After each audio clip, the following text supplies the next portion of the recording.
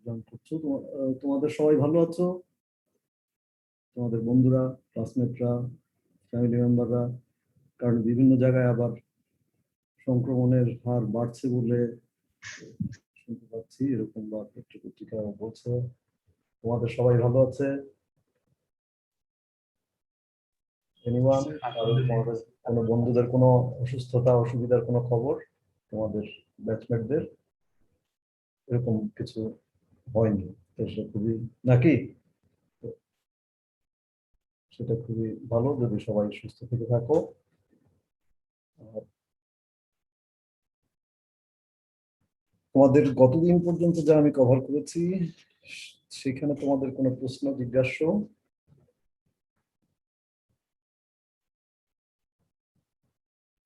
আচ্ছা, ঠিক আছে, সেটাও যদি না থেকে থাকে তাহলে আমরা আগে ক্লাস শুরু করি, ক্লাসের ম্যাটেরিয়াল কভার করি, দেন আবার ডিসকাশন করা যাবে।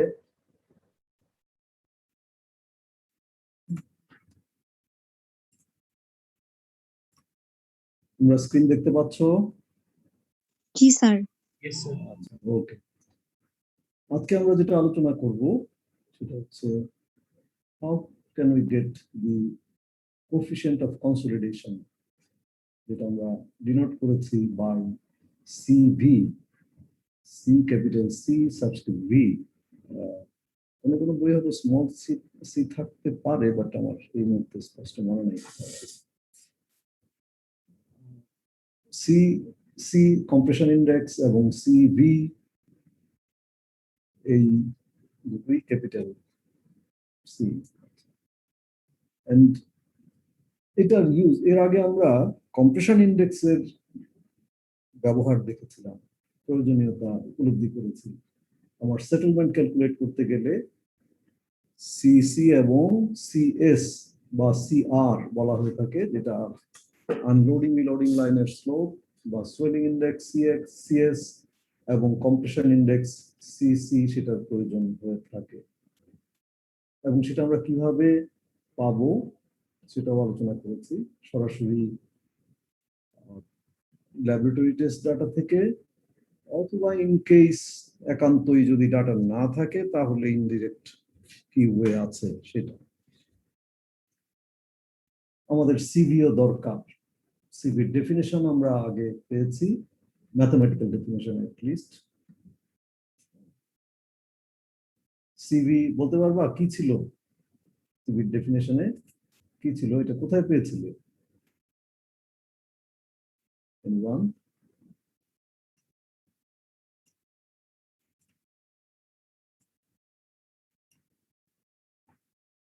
সিবি আমরা বোধহয় লেকচার 17-এ ছিল নাকি, বা আরো আগে?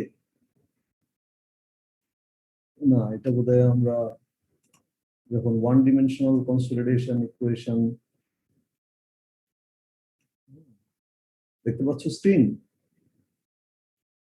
নিশ্চয়ই এখানে সিবির এক্সপ্রেশনটা দেখতে পাচ্ছ? তো কাজে এটা তো তোমাদের কারো না কারো কাছ থেকে আমি এক্সপেক্ট করেছিলাম যে কারণ এটা খুব বেশি আগেরও নয়, সিবি তুমি কোথায় পেয়েছিলে? হ্যাঁ, এটা আমরা ওয়ান ডি কনসলিডেশন ইকুয়েশন যখন ডিরাইভ করি সেইখানে আমাদের এরকম একটা টার্ম এসেছিল K by M V gamma W, সেটাকে আমরা সিভি হিসাবে ডিফাইন করেছিলাম। তো সেটা আমাদের কিভাবে বের করা যাবে, there are several methods, আমরা এখানে দুটো আলোচনা করছি, এছাড়াও বিভিন্ন বইয়ে আরো মেথড আছে। এখানে যে দুটো মেথড আমরা আলোচনা করব তার একটা হচ্ছে রুট টি ভার্সেস এটা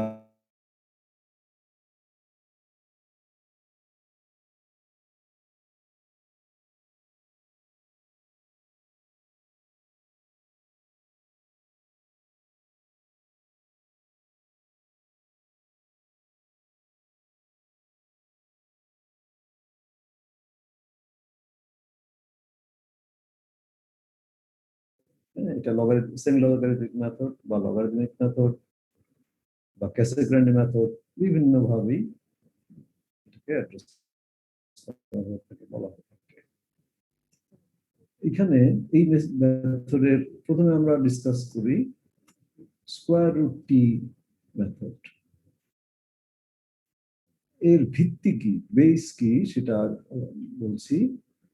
যে আমরা এর আগে দেখেছি যে U versus TV, again see in lecture 18, এখানে ইউ ভার্সেস টি ছিল কোথাও, you versus TV.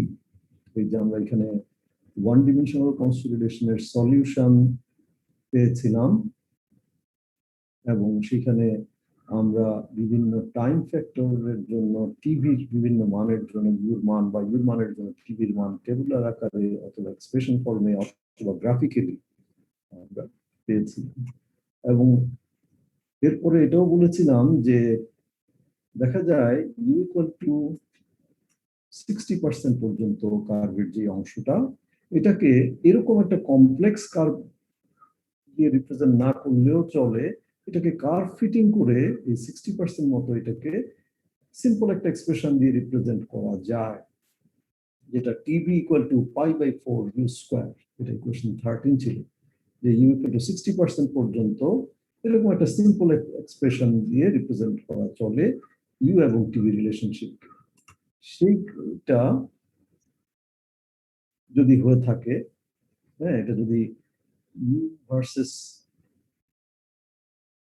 TV versus U square, যদি এটা স্ট্রেট লাইন, মানে স্ট্রেট লাইন হবে না, এটা তো একটা ইউ স্কোয়ার, এটা যদি এক্সপ্রেশনটা যদি ঠিক থেকে থাকে, এই দুটো প্যারামিটারকে রিপ্রেজেন্ট করে থাকে, তাহলে আমরা এটাকে ইউ ভার্সেস রুট টিভি করলে কি হবে,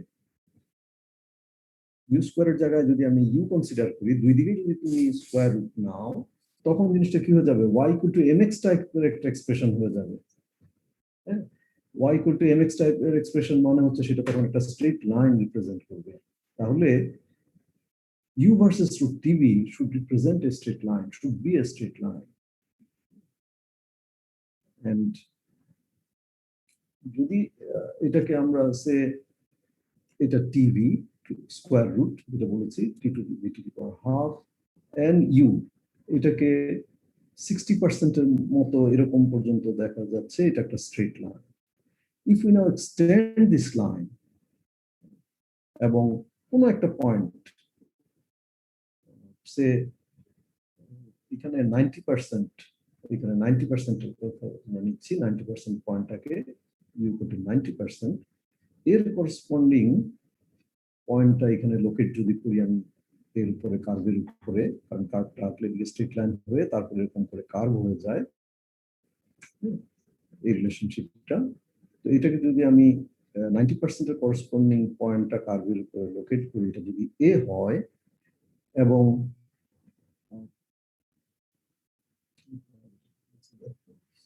if the straight line is extended, আমরা এই ইনিশিয়াল পোর্শনের স্ট্রেট লাইনটাকে যদি এক্সটেন্ড করি, আচ্ছা প্রথমে এখানে বি এর কথা আসছে, যদি আমরা শুরুতে এটাকে এই ইনিশিয়াল পোর্শনের স্ট্রেট লাইনকে এক্সটেন্ড করি এবং সেইখানে আমি 90% এর করসপন্ডিং পয়েন্টটা লোকেট করি, এটা ধরো বি, এবং সেই ক্ষেত্রে দেখা যায় তাহলে এই মানটা অর্থাৎ সিবি, এই মানটা 0.797, আর এটা এই সি এ অর্থাৎ এটি হরাইজন্টালি যদি এদিকে এক্সটেন্ড করো, তাহলে এটা কি হওয়া উচিত, এটা হওয়া উচিত, এই পয়েন্টটা হওয়া উচিত 90% ডিগ্রি অফ কনসলিডেশনের corresponding point on the curve.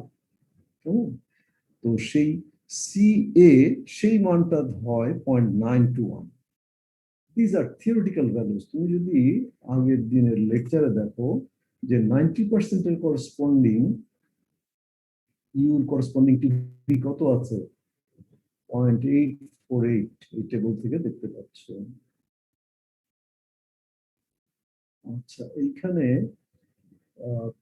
এইখানে এটা 90% এর করলে একই হবে, এটা এখানেও 0.848 এরকম আর কি, 90% এর করসপন্ডিং বা এই ইকুয়েশন থেকেও আর কি পাওয়ার কথা। কিন্তু আমরা যখন এই স্ট্রেট লাইনটাকে এক্সটেন্ড করলাম সেইখানে ছিল 0.797, আর যে পয়েন্টটা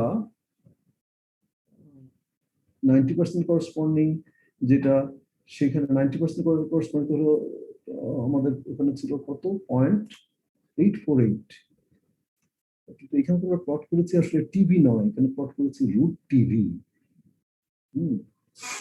এবং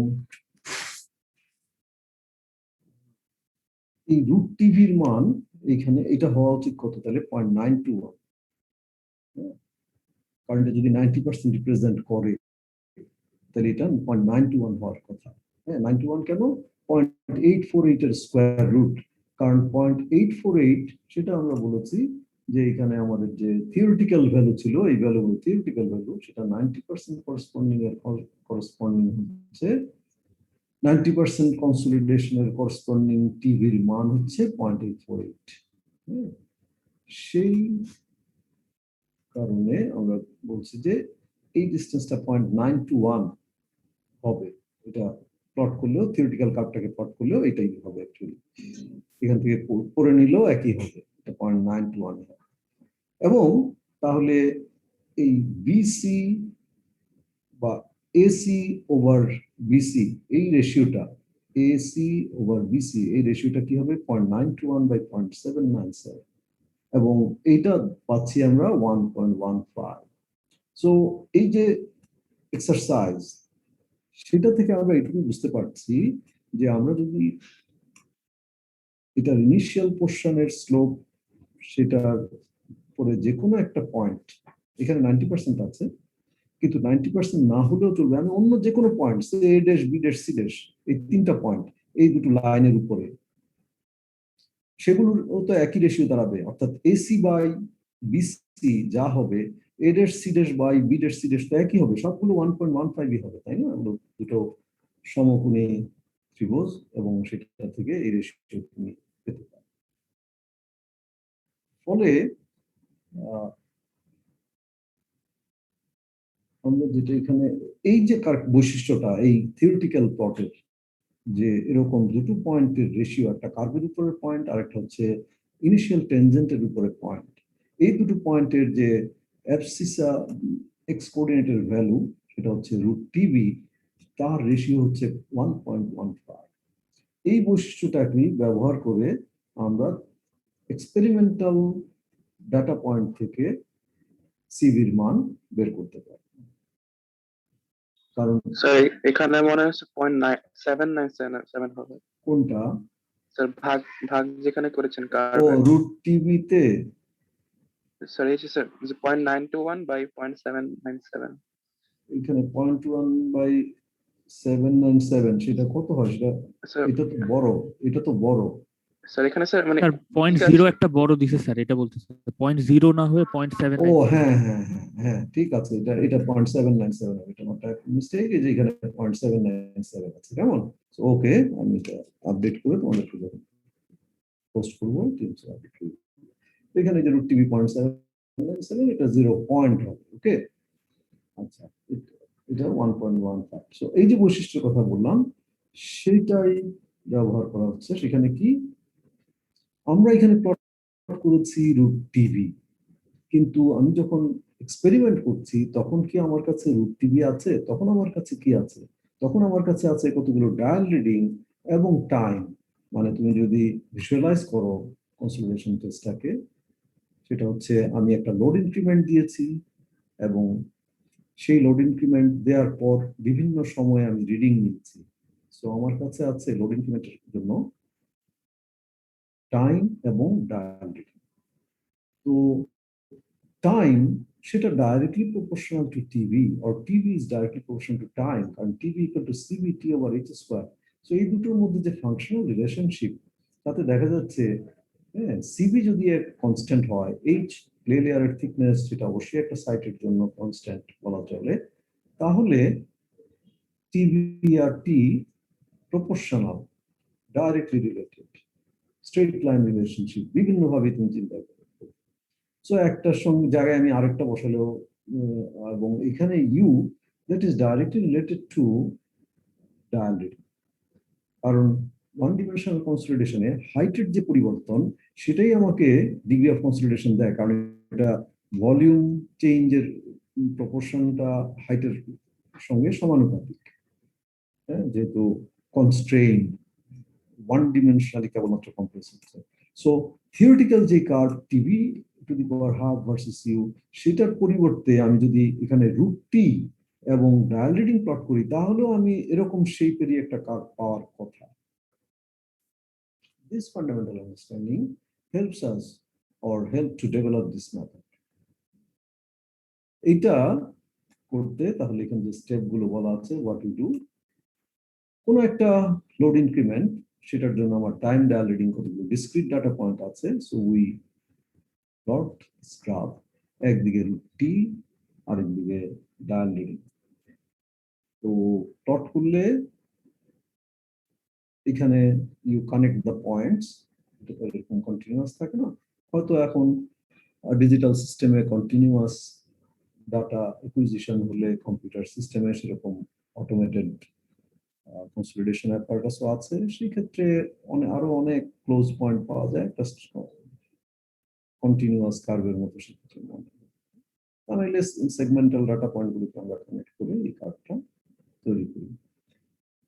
তো কোনো কোনো ক্ষেত্রে দেখা যায় যে এখানে ইনিশিয়ালি একটা স্মল পোর্শন থাকে যেটা স্ট্রেট লাইন, আবার তারপরে আরেকটা স্ট্রেট লাইন। সো ইনিশিয়ালি পোর্শনটা it's a sort of disturbance, so এটাকে আমরা ইগনোর করি। তারপরে যে সেকেন্ড যে দ্বিতীয় অংশটা স্ট্রেট লাইন, সেটাকে আমরা এক্সটেন্ড করি, এবং এটা আমার ভার্টিক্যাল এক্সিসে যেখানে ইন্টারসেক্ট করবে সেটাকে বলি আমরা ডায়াল রিডিং D0। এখানে আমরা ডায়াল রিডিংও প্লট করতে পারি, ডায়াল রিডিং কে ডিফরমেশনে কনভার্ট করে নিয়েও প্লট করতে পারি। কারণ ডায়াল রিডিং থেকে ডিফরমেশনে যেতে কি হয়, তোমরা অলরেডি কোথাও ডায়াল তো ব্যবহার করেছো, বিভিন্ন জায়গায় ব্যবহার করেছো, এসএন ল্যাবে তো ব্যবহার করেছো, লোড ডায়াল গুলো দেখেছো বড় বড়। তো তোমার যদি একটা ইনিশিয়াল রিডিং থাকে, সেই ইনিশিয়াল রিডিংটা মাইনাস করতে হয়, মাইনাস করে তারপরে সেটাকে ডায়াল কনস্ট্যান্ট দিয়ে মাল্টিপ্লাই করতে হয়। সো ডায়াল কনস্ট্যান্ট দিয়ে মাল্টিপ্লাই করার সাথে একটা কনস্ট্যান্ট, সো এই স্কেলটাকে একটা কনস্ট্যান্ট দিয়ে মাল্টিপ্লাই করলে সেটা ডিফরমেশন হয়ে যেতে পারে। সো এইখানে এটাকে এক্সটেন্ড করলে এটা এখানে D0 যে রিডিংটা আসবে এটা D0, আর এখানে এই যে টেনজেন্ট লাইন বা স্ট্রেট লাইন সেটাকে এক্সটেন্ড করে তার উপরে যে কোনো একটা point A, we mark this point, এবং এটাকে যদি আমরা এটার অ্যাবসিসা, এটার যে ভ্যালুটা এক্স কোঅর্ডিনেট যেটা, সেটাকে যদি আমরা এক্স বলি, তাকে তারপরে what we shall do, X কে 1.15 দিয়ে মাল্টিপ্লাই করব। মাল্টিপ্লাই করলে আমি কোন পয়েন্টটা পাওয়ার কথা খেয়াল করো, আমি এখানে বি পয়েন্টটা মার্ক করেছি, একটা পয়েন্ট, যে কোনো একটা পয়েন্ট, সেখান থেকে আমি এই কার্ভের উপরের একটা পয়েন্টে যেতে চাচ্ছি। সেটা যেহেতু রিলেশনশিপে তারা একটা আরেকটার 1.15 টাইমস, সো আমরা এখানে যে এক্স ডিস্টেন্সটা বা এ পয়েন্ট মার্ক করেছি with a distance x with an x coordinate, সেটাকে আমরা 1.15 দিয়ে মাল্টিপ্লাই করলে এই হরাইজন্টালি গেলে এখানে আমি বি পয়েন্ট পাওয়ার কথা। এখন বি পয়েন্ট পেলাম, বি পয়েন্ট পেলে what we shall do, we shall connect this point with D0। D0 এটা কানেক্ট করলে এটা আমার এই কার্ভকে কোন একটা পয়েন্ট ইন্টারসেক্ট করবে, that point should correspond to D90, যেটা এই কার্ভের সঙ্গে তুমি তুলনা করো।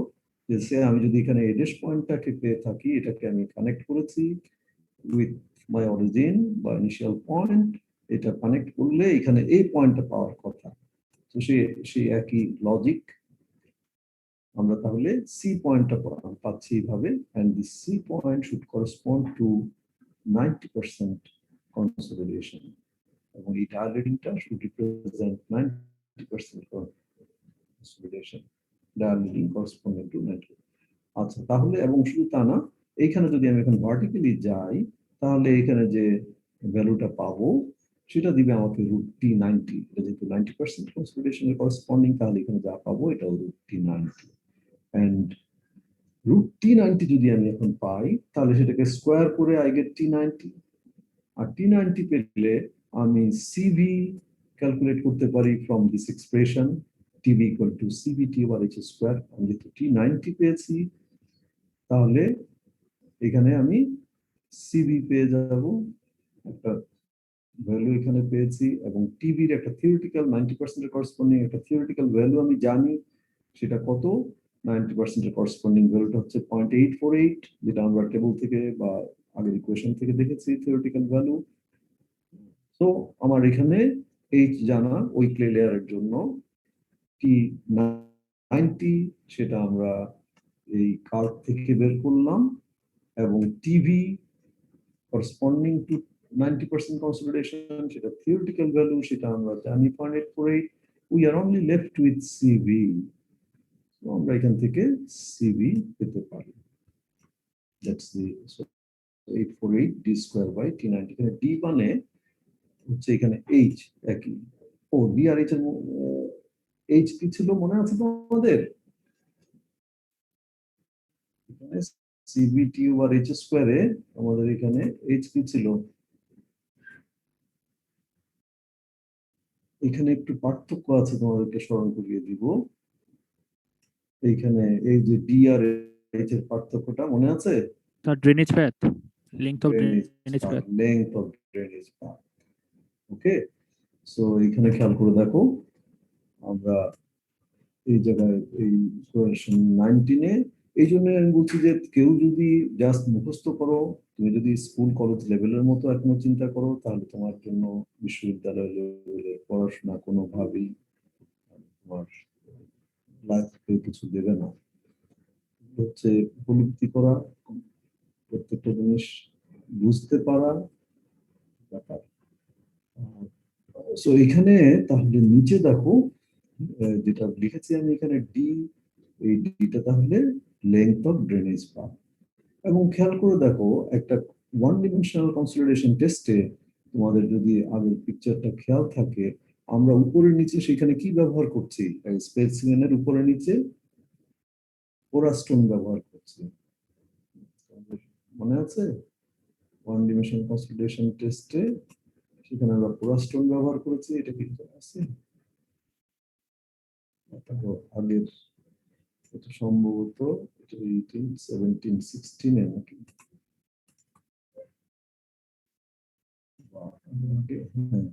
এই যে ওয়ান ডিমেনশনাল কনসলিডেশন টেস্ট স্ক্রিনে দেখতে পাচ্ছ, এখানে স্যাম্পলের উপরে এবং নিচে দুটো পোরাস্টোন দেওয়া হচ্ছে। কেন দেওয়া হচ্ছিল? দুটো পোরাস্টোনের কি ভূমিকা ছিল? স্ক্রিন দেখতে পাচ্ছ?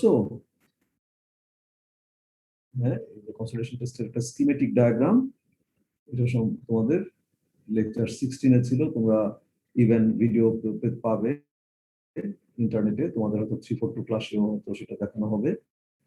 তোমাদের যদি ক্লাস থাকতো ইন পার্সন, তাহলে হয়তো তোমরা ল্যাবে যে জিনিসটা দেখতে পারতে আরো ভালো হবে। তবে তোমরা নেটে ভিডিও দেখতে পারো, তাহলে তোমাদের কাছে জিনিসগুলো, মানে তুমি ওয়ান্স ইউ সি, তুমি এই জিনিসটা উপলব্ধি করতে পারবা, এবং কখনো ভুলবা না। শুধু ভুলার ব্যাপার নয়, কারণ তুমি তাহলে ফিজিক্যাল প্রসেসটা, টেস্ট প্রসেসটা তুমি যদি উপলব্ধি না করো, সেখান থেকে কি প্যারামিটার আসে, কিভাবে আসে, কেন আসে, এই জিনিসগুলো তাহলে তুমি কখনোই ভালোভাবে বুঝতে পারবে।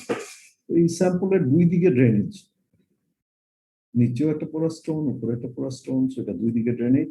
সেই কারণে এটা স্যাম্পলের থিকনেস যদি মনে করো 1 ইঞ্চি হয়, তাহলে ডি হয়ে যাবে সেখানে 1/2 ইঞ্চ। ওকে, সো ওখানে যদি 25 মিলিমিটার হয় 12.5 মিলিমিটার সামথিং। এখানে কোনো প্রশ্ন, তোমাদের কোনো জিজ্ঞাসা? স্যার সিভিয়ার ইকুয়েশনটাতে উপরে যেটা ছিল স্যার এইচ দিয়েছিল, নিচে আমরা যখন করেছি স্যার ডি তো স্যার অ্যাকচুয়ালি এইচ এর সমান না, সো ইকুয়েশনটা একটু চেঞ্জ হয়ে যাবে না? আমি এখানে এইচ, এটা আমাদের আগের এক্সপ্রেশনে এইচ সেভাবেই লিখেছি। এই এইচ এর মিনিংটা কি আমি তোমাকে সেটাই বলছি। তুমি যখন বিভিন্ন বই দেখবে, কোথাও দেখবে তোমার এই ক্লে লেয়ারের থিকনেস কে 2h বলা আছে, কোথাও h বলা আছে। সো এইখানে এই জন্য আমি তোমাকে বলেছি যে এখানে d আর h এটা মুখস্থ করে, ফর্মুলা হিসেবে মুখস্থ করে লাভ হবে না। আমার কথাটা বুঝতে পারছো? স্যার তাহলে এখানে তোমাকে d এইচটা এর মিনিং কি, h এর মিনিং কি, তুমি ফর্মুলা লেখো CBT ওভার h স্কয়ার, তাতে কোনো অসুবিধা নেই। কিন্তু ডি এবং এইচ, এটা তোমাকে রিয়েলাইজ করতে হবে এই ডিটা কি দাঁড়াবে, আলটিমেটলি কি দাঁড়াবে।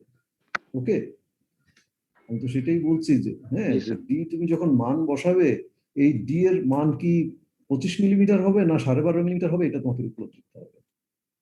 ওকে, জি স্যার। আচ্ছা এইখানে কারণ এটা যদি এইচ হয়, তোমার এখানে দেখো এই যে এর আগে এখানে যে আমি তোমাকে অলরেডি দেখিয়েছি আগের ক্লাস নোটে, এখানে এই যে আগের ক্লাস নোটে আমি দেখিয়েছি এখানে এইচ কি ছিল, স্যার আপনার স্ক্রিন শেয়ার সম্ভবত বন্ধ হয়ে গেছে। স্ক্রিন শেয়ার চলে গিয়েছে।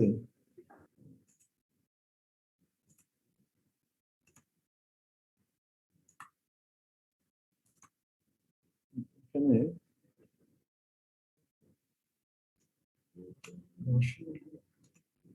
কি এইচ এইচ এখানে উপরের যেটা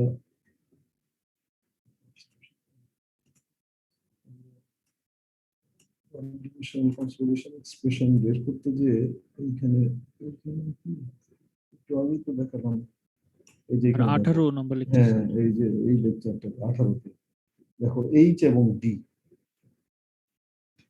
ঠিক আছে, এইচ পুরো থিকনেসটা আর ডি কি হাফ থিকনেস, ঠিক হাফ। আছে। সেটাই আমি বলছি, এই যে আন্ডারস্ট্যান্ডিং, এই আন্ডারস্ট্যান্ডিংটা হচ্ছে ইম্পর্টেন্ট।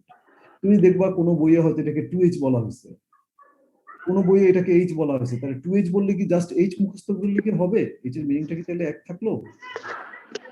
না কোনো বইয়ে দেখবা ক্লে লেয়ারের এই থিকনেসটাকে 2H ডিফাইন করা হয়েছে।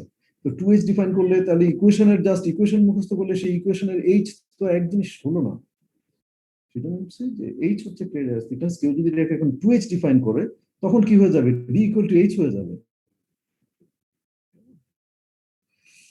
আচ্ছা স্যার আমার প্রশ্ন যেটা হুম। ছিল, আপনার ছবি যেটা দেখেছেন ওখানে স্যার এইচ স্যার 2D এর সমান আর কি আমাদের ছবি যেটা ছিল। সো সিভির ইকুয়েশনটাতে আমরা যখন এখানে ডি এনেছি, so sir H is equal to sir 2D হলে 2D হোল স্কয়ার এখানে আসতো না? এখানে তোমার 4 আসার কথা ছিল না? এইচ টু ডি না, এটা এখানে এইচ ইকুয়াল টু 2D সেই হিসাবে বলছো তুমি? জি স্যার, ওই এখানে যে হিসাবে আমি বলেছি এক্সপ্রেশনে আর কি। H equal to 2D, G sir. এইখানে এইচ, হ্যাঁ তুমি সেটা বলতে পারো, সেটা বলতে পারো, কারণ এখানে এইচটা হচ্ছে ওই পুরোটার thickness, G sir.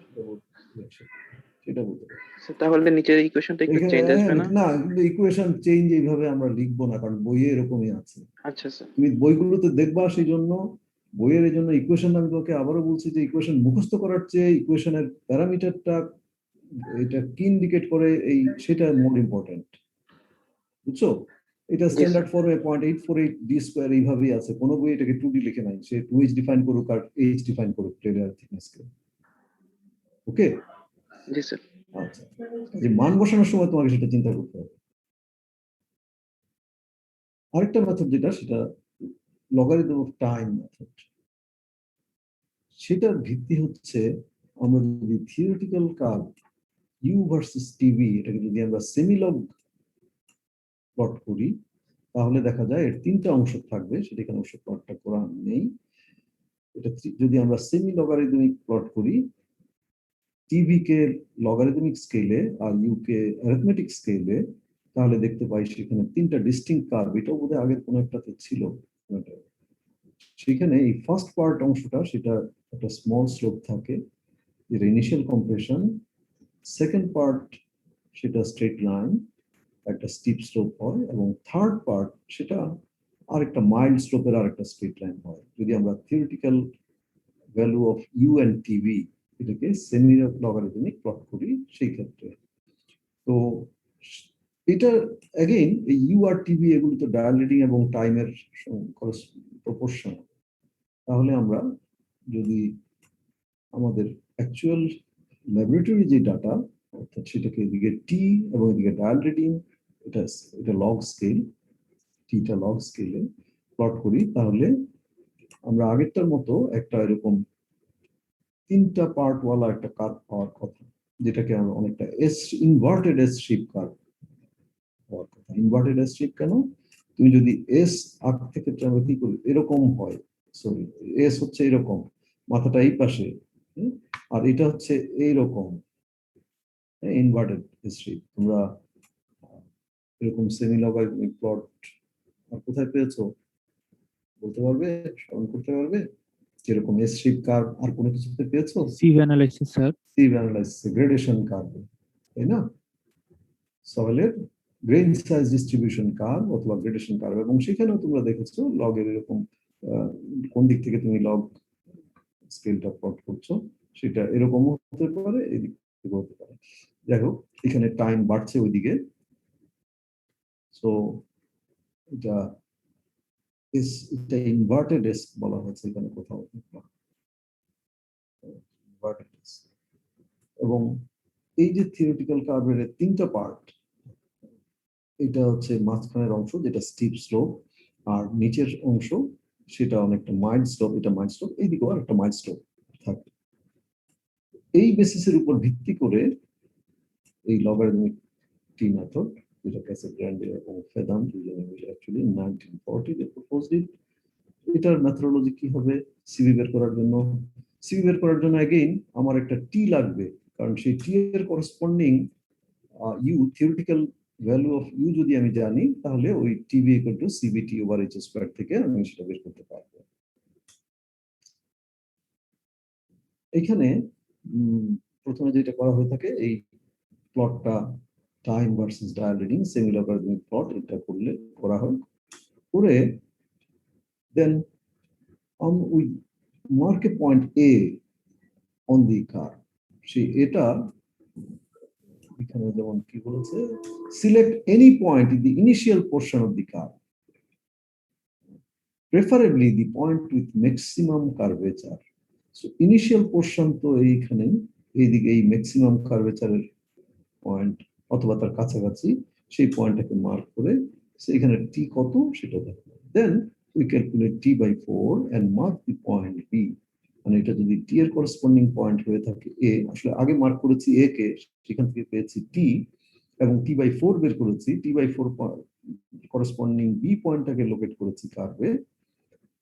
Now we draw two horizontal lines at point A and B, এবং এই ডিসটেন্সটা vertical ডিসটেন্সটা A, and we draw another horizontal line above point B such that this horizontal line is above A from point B। অর্থাৎ এখানে A R B এর যে vertical distance ঠিক সমান দূরত্বে এখানে আরেকটা হরাইজন্টাল লাইন আঁকছি, সেটার করসপন্ডিং এখানে যে ভ্যালুটা আসবে, that is gives me as the D0 dial reading corresponding to 0% consolidation। Actually আমরা ওয়ান ডিমেনশনাল কনসলিডেশন টেস্টে লোডটা চাপানোর সঙ্গে সঙ্গেই ডায়ালটা চেঞ্জ হতে থাকে, সো ঠিক D0টা আমরা টেস্ট থেকে পাই না, আমরা 0 পয়েন্টের রিডিংটা পাই না, আমরা হয়তো 15 সেকেন্ড পরে 30 সেকেন্ড পরে রিডিং গুলো পাই, D0টা পাই না। তো আমাদের কার্ভটা এইখান T0 এর করসপন্ডিং যে কার্ভটা, সেটা আসলে এই কার্ভের সঙ্গে মিলে না, সো এইভাবে এটা আমরা একটা কারেক্টেড পয়েন্ট পাই D0। সেটা পেলে আরেকটা পয়েন্ট সেখানে বের করা হচ্ছে D100। কিভাবে? এই মাঝখানের যে পোরশন সেটাকে এক্সটেন্ড করা হচ্ছে স্ট্রেট লাইন, এবং সেকেন্ডারি কনসলিডেশনের যে স্ট্রেট লাইন সেটাকে এক্সটেন্ড করা হচ্ছে। এই দুটো, এটা একদম হরাইজন্টাল নাও হতে পারে, একটু স্লোপ এখানে থাকতে পারে, এই দুটোর ইন্টারসেকশন সেই যে পয়েন্টটা, সেই পয়েন্টটার করসপন্ডিং হবে D100। এই কার্ভ দেখে মনে হচ্ছে এটা একদম হরাইজন্টাল হবে না, সব সময় এটা হরাইজন্টাল নয়, এটা এরকম একটা স্লোপ হতে পারে এখানে। তাহলে এই সেকেন্ড পোরশনের স্ট্রেট লাইনটা এবং থার্ড পোরশনের স্ট্রেট লাইন, সে দুটো যে জায়গায় ইন্টারসেক্ট করবে, সে তার করসপন্ডিং ডায়াল রিডিং হচ্ছে D100। আমি যদি D0 পাই, D100 পাই, তাহলে D50 এই দুটোর এভারেজ করব, D0 plus D100 divided by 2, that should give us D50। এবং D50 পেলে এখানে যেটা ব্যবহার করা হচ্ছে D50 করসপন্ডিং, তাহলে আমি করসপন্ডিং টাইম T50 সেটাও এই কার্ভ থেকে এখানে এসে এইভাবে ভার্টিক্যালি যে T50 পাবো। এন্ড T50 পেলে নাও আমার T50 যদি ব্যবহার করতে চাই, সিভি বের করতে গেলে আমার কি লাগবে?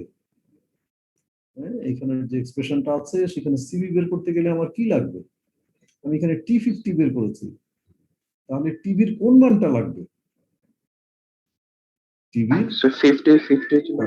50% কনসলিডেশনের করসপন্ডিং ভ্যালুটা লাগবে, এবং সেই ভ্যালুটা আমাদের আগে দেখো সেই 50% করসপন্ডিং ভ্যালুটা কত, 0.197। 50% তুমি যেভাবে দেখো এটা 0.197, তুমি এই ইকুয়েশন থেকে বের করো বা যেখান থেকে আসো, এই মোটা থিওরিটিক্যাল ভ্যালুটা হচ্ছে অ্যাকচুয়ালি 0.197। সো তাহলে আমরা T50 যখন পেয়ে গেলাম এখান থেকে, then we can calculate CV। এখানে তখন কত আসবে, 0.197। তাহলে দুটো মেথড তোমাদের ল্যাবরেটরিতে যখন ওয়ান ডাইমেনশনাল কনস্টিটিউশনের টেস্ট ডাটা অ্যানালাইসিস করবে, সেক্ষেত্রে হয়তো এই দুটো মেথডই করতে হতে পারে, বা তোমাদের স্যার একটা মেথডও বলতে পারে। But mostly this two methods are used CV বের করার জন্য। তো এখানে আমি যদি তোমাদেরকে জিজ্ঞেস করি যে সিভি একটা টেস্ট থেকে আমরা কয়টা ভ্যালু পাবো, এটা কি তোমরা বলতে পারবে? একটা টেস্ট থেকে আমি কয়টা সিভি ভ্যালু পাবো, আমি কয়টা সিসি এর ভ্যালু পাই মানে একটা সয়েলের জন্য?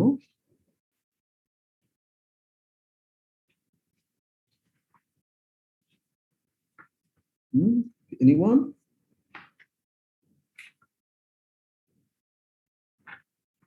আরো মাথায় খেলছে না? তোমরা কিন্তু সবাই অনেক মেধাবী, এই সেই মেধার স্বাক্ষর তো তোমাদেরকে দিতে হবে।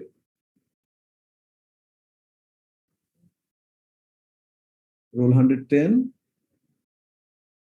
আসিফ আছো নাকি? 110 আসিফ কি আছো?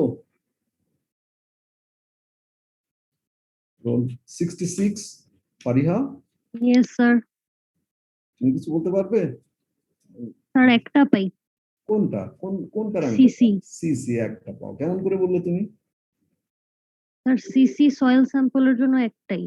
হ্যাঁ, কিন্তু তুমি কোনো আমাকে জাস্টিফিকেশন দিতে পারবে যে কেন একটা? No sir. সেটা আচ্ছা, যাই হোক। আর কেউ? ও অন্তত এইটুকু বলেছে একটা।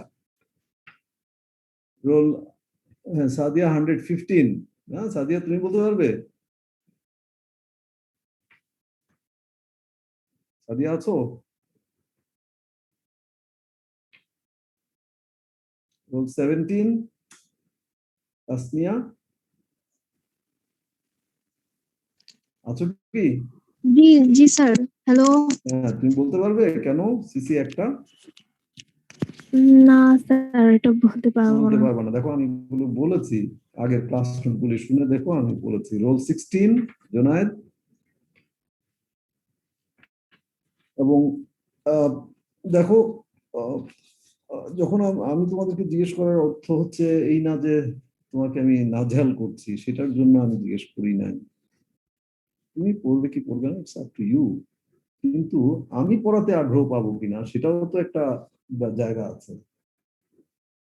If my students are not interested, তাহলে তো আমি এই তোমাদের এক একটা ক্লাস নোট, এটা আমার প্রথমবার হচ্ছে। এর আগে রিটায়ার করার পরে এবার আমি তোমাদের এই এক একটা আর ক্লাস নোট বানাতে আমাকে অনেক সময় ব্যয় করতে হয়েছে। স্যার পুরো সয়েলটাকে লোডিং আনলোডিং করে কার্ভটা ড্র করার পর সেটার স্লোপ নিয়ে দেখি একটা পাই। জি স্যার। তাই তো, সো দ্যাটস দ্য থিং। এইটুকু কি চিন্তা করতে পারছো না? মানে সেটা ভেরি ডিসঅ্যাপয়েন্টিং হবে যে তুমি তো ই লগ পি কার্ভের স্লোপ থেকে পেয়েছো, তাহলে ই লগ পি কার্ভ কয়টা পাচ্ছ একটা টেস্ট থেকে? যে প্রসেসটা আমরা ডিসকাস স্যার করেছি, এনসির জন্য স্যার একটা পাচ্ছি, আর যদি ওসি হয় স্যার তখন তখন দুটো সিআর আর লাইন। সিসি। হ্যাঁ, সিসি। হ্যাঁ, তো এই যে তুই এমন কোন জটিল, এমন অনেক একদম মানে অনেক ডিপ পড়াশোনা করতে হবে, খুব এখানে কনসেপ্টের ব্যাপার, এরকম কিছু তো এখানে নাই, ছিল না। তোমরা যদি ক্লাস নোট গুলো আমার ক্লাসের পর পর, আমি তো আপলোডও করে দিয়েছি, ডিলেও করিনি খুব একটা, তোমরা যদি দেখতে তাহলে তো এই আনসারটা দিতে পারা উচিত। আচ্ছা, সিসি একটা, আর সিভি। সিভি, আমরা যে এখানে এই কার্ভগুলো এঁকেছি, এই কার্ভগুলো কিসের করসপন্ডিং? এটা টাইম ডায়াল রিডিং।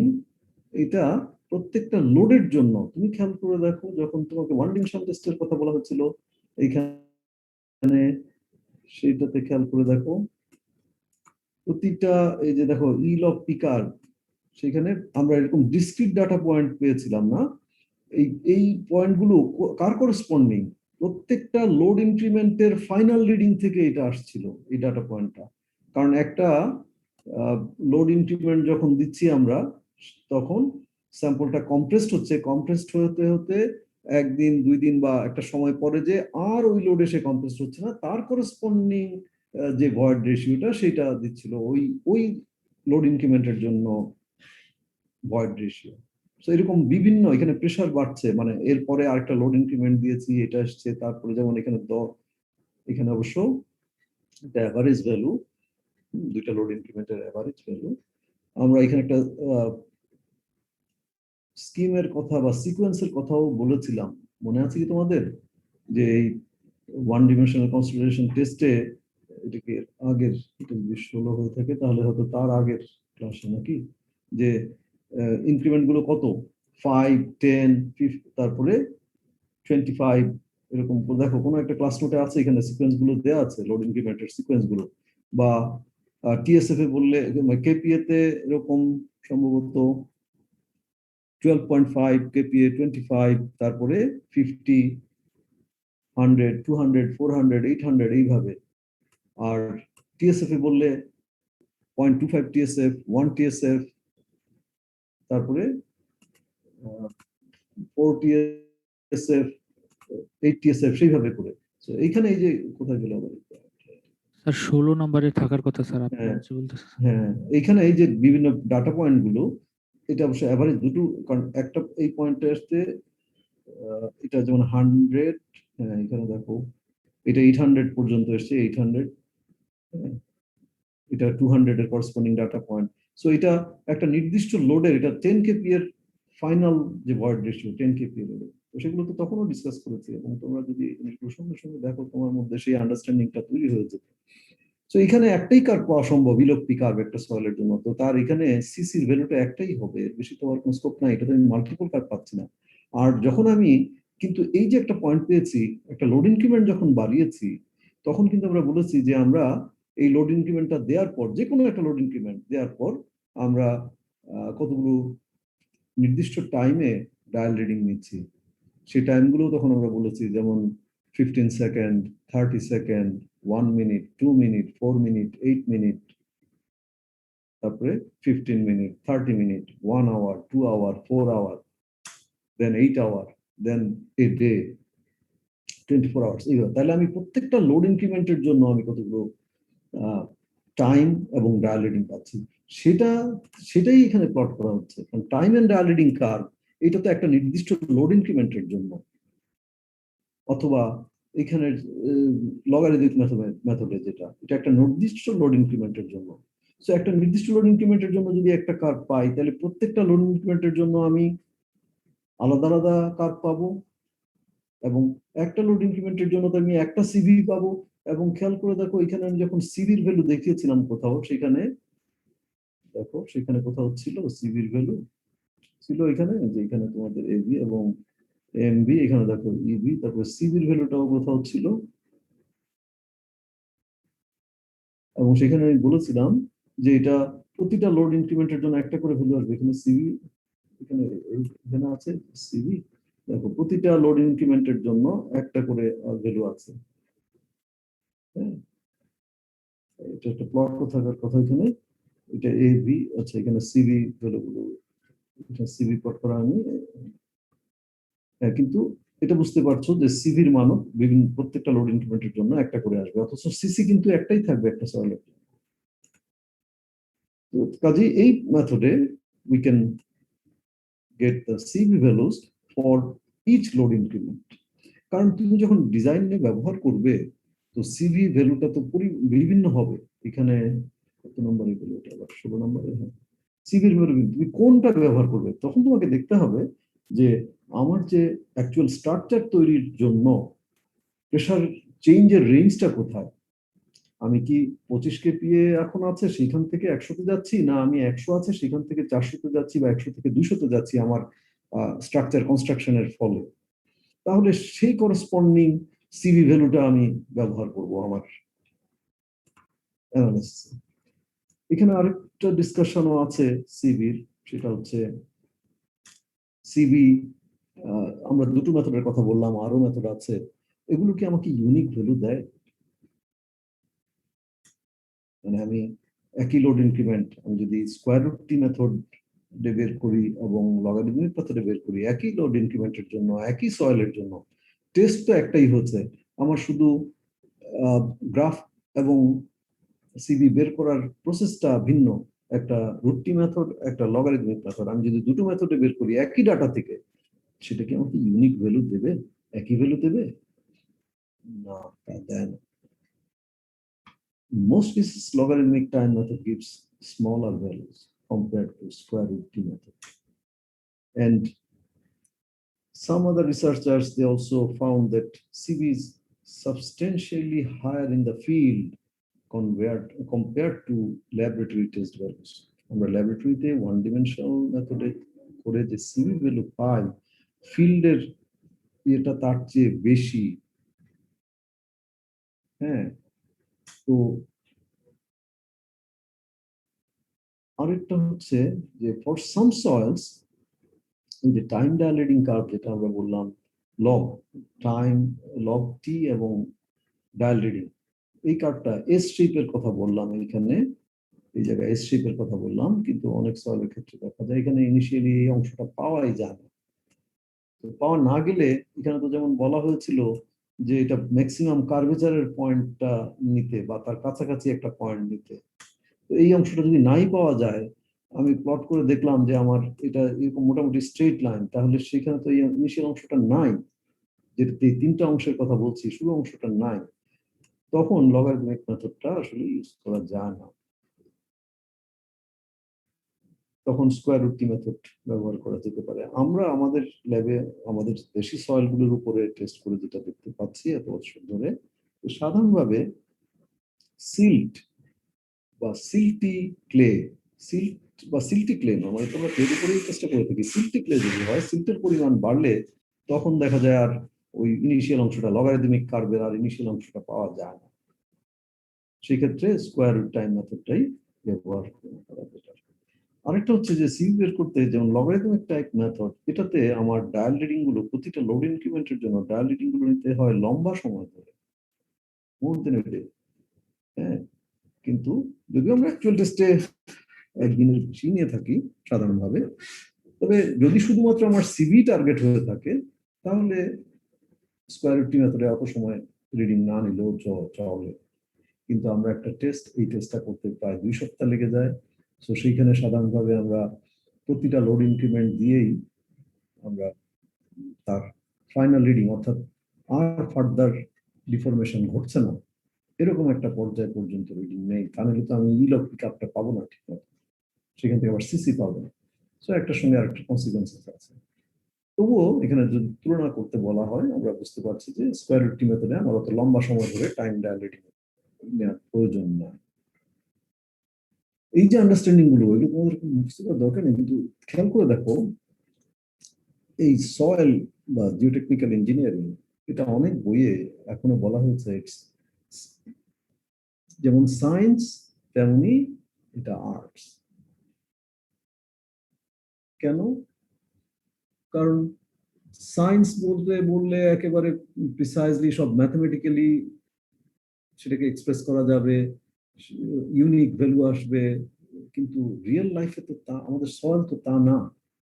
এখানে আমাদের জাজমেন্ট অ্যাপ্লাই করতে হয় অনেক বেশি। সংখ্যাটা পেলাম একটা সংখ্যা, সেটা চেয়েও বড় ব্যাপার এই সংখ্যাটা ঠিক পাচ্ছি কিনা এবং সেই সংখ্যাটা আসলে কি মিন করে, এটার সিগনিফিকেন্স কতখানি, সিদ্ধান্ত দেওয়াটা সেটা অনেক বেশি ইম্পর্টেন্ট, এবং সেই জিনিসটাই আর্ট। যে জন্য দেখো, তুমি এই ইঞ্জিনিয়ার, তুমি যদি হয়তো বলবে যে আমি তো লোড ক্যালকুলেশন করলাম, লোড ধরলে কলামের উপরে লোড একই আসবে, আমি আরসিসির ইকুয়েশন গুলো ব্যবহার করলে আমি যা পাবো আরেকজন একই রকম স্ট্রেস পাবে, কিন্তু জিওটেকনিক্যাল সেরকম নয়। Soil is quite variable.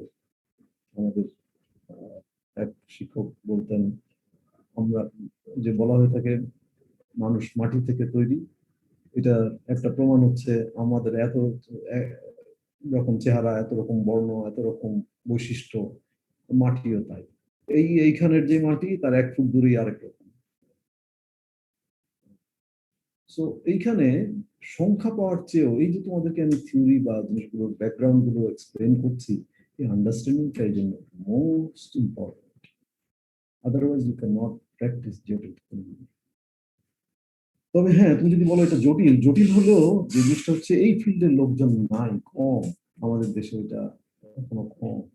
So কারণ ইন্টারেস্ট থাকলে এবং যেখানে লোকজন কম সেখানে তোমার পারিশ করার সম্ভাবনা বেশি। আর তাছাড়া ইউ ক্যান গেট ইন্টারেস্ট। যেমন একজন ডাক্তার, সবাই তো ডাক্তারি বিদ্যা শিখে এসেছে, কিন্তু তারপরেও আমরা যখন ডাক্তারকে যে বলি আমার এই উপসর্গ, এই সমস্যা, তাহলে যদি একই হতো তাহলে তো সবাই একরকম ট্রিটমেন্ট দিতে পারতো, দিত। কিন্তু সেখানে তো তার থেকে জাজমেন্টই অ্যাপ্লাই করতে হয়। একটার সঙ্গে আরেকটা মাইনর ডিফারেন্স থাকলেও সেখানে তাকে জাজমেন্ট অ্যাপ্লাই করে ওষুধটা সেভাবে চেঞ্জ করতে হয়। তার একটা উপসর্গ আছে, সঙ্গে আবার অন্য রোগ আছে কিনা, অন্য অসুবিধা আছে কিনা, এটার ইফেক্ট কি, এই সবগুলো তাকে মাথায় রেখে রিয়েলাইজ করে ট্রিটমেন্টটা দিতে হয়।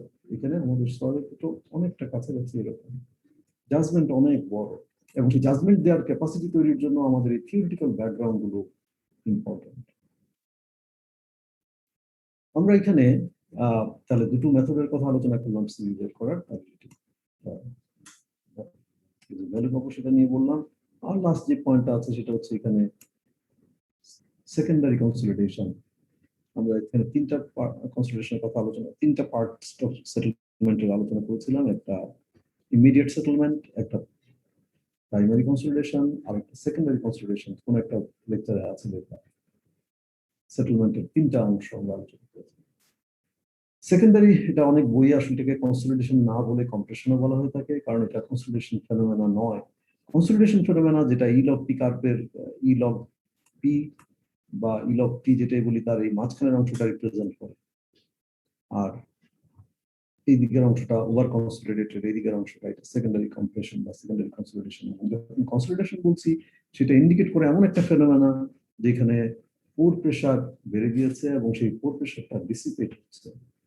সেকেন্ডারি কনসলিডেশনের ক্ষেত্রে এটা সে পোর প্রেসারের সঙ্গে কোনো সম্পর্ক নাই, তবে এটাও টাইম ডিপেন্ডেন্ট একটা ফেনোমেনা, এবং এটা রিপ্রেজেন্ট করে এই ইটি বা ইপি কার্ভের লোয়ার একটা। এবং এটা কেন হয়? এটা হচ্ছে এই অংশে এসে দেখা যায়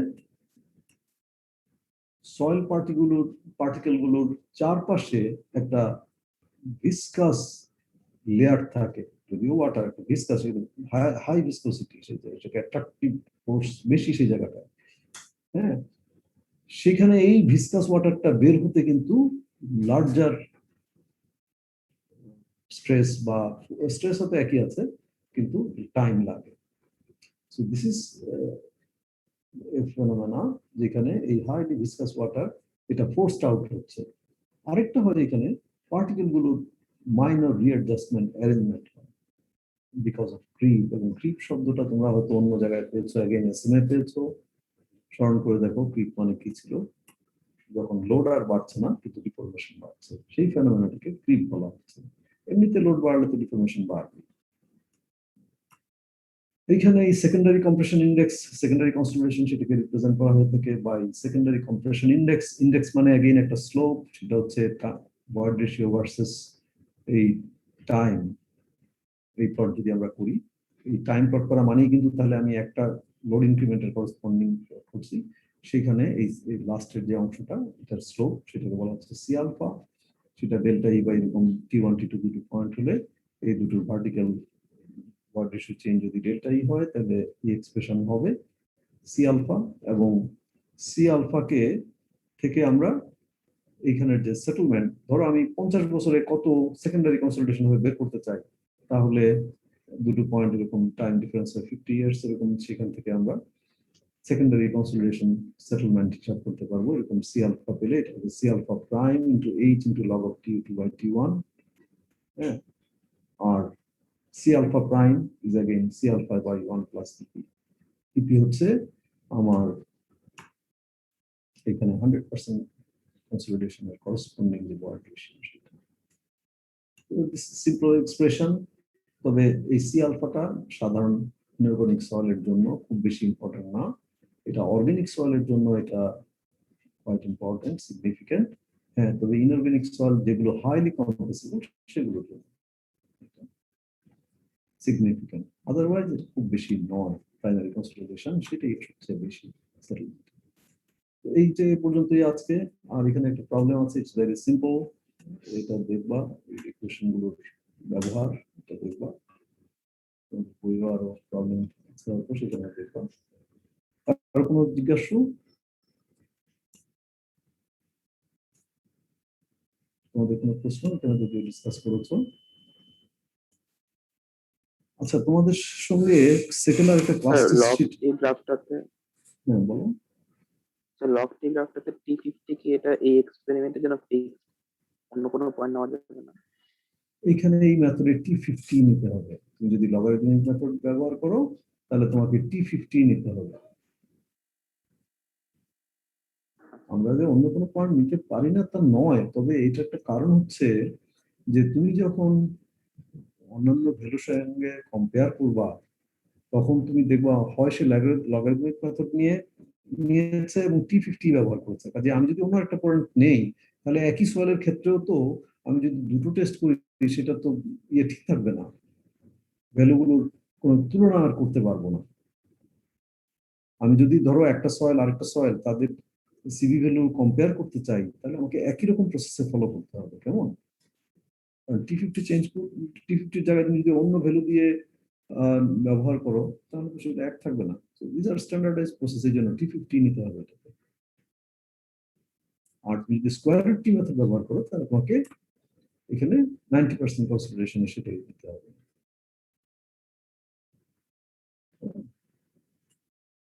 থ্যাংক ইউ স্যার। ঠিক আছে, সবাই ভালো থাকা। আচ্ছা হ্যাঁ, ক্লাস টেস্টের কথা বলছিলাম যে তোমাদের ক্লাস টেস্ট সেকেন্ড একটা ক্লাস টেস্ট নেওয়ার কথা, সেটা কবে? আমাদের আরেকটা ক্লাস হলে এই কম্প্রেসিবিলিটি শেষ হয়ে যাবে। তো সেই ক্লাসটা তো আমার আগামীকাল। তো নেক্সট আরেকটা ক্লাস টেস্ট আমরা এমনিতে শিডিউল করে রেখেছিলাম 28 জুন নাকি? তো তাহলে এখানে যে কম্প্রেসিবিলিটির যে সেটার উপরেই থাকবে এই ক্লাস টেস্টটা, কেমন? সেভাবে তোমরা প্রিপেয়ার করে তোমাদের আগে থেকে জানানো আছে। ওকে, আমি এটাকে আর ওপেন বুক করব না, কিন্তু তাহলে শর্ট টাইমে নিতে চাইবো।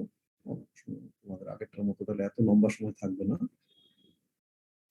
কিন্তু অবশ্যই আমি বলবো যে কনসেপ্ট জাস্ট এরকম মনে করবে না যে তুমি জাস্ট মুখস্থ করবে আর এখানে এসে সব সেরকম নাও হতে পারে, একটু কনসেপচুয়াল করেছো কিনা।